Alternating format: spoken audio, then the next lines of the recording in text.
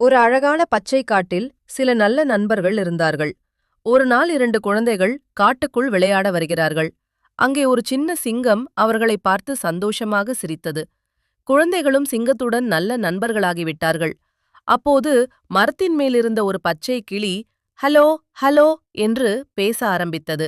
அதை பார்த்த குழந்தைகள் மிகவும் ஆச்சரியப்பட்டார்கள். கிளி எல்லோருக்கும் பாடல் பாடி மகிழ்ச்சி கொடுத்தது. அந்த நேரத்தில் ஒரு சின்ன முயல் கேரட் பிடித்து வேகமாக ஓடி வந்தது. அது தனது கேரட்டை நண்பர்களுடன் பகிர்ந்து கொண்டது. எல்லாரும் சேர்ந்து சிரித்தார்கள்.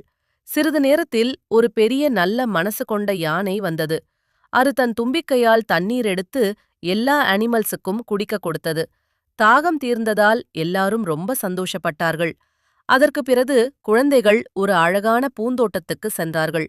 அங்கே நிறைய வண்ணத்துப் பூச்சிகள் பறந்து கொண்டிருந்தன. குழந்தைகள் அவைகளை பார்த்து மகிழ்ச்சியாக கைத்தட்டினார்கள். மாலை நேரத்தில் எல்லா அனிமல்ஸும் சேர்ந்து ஒரு பெரிய பர்த்டே பார்ட்டி கொண்டாடினார்கள்.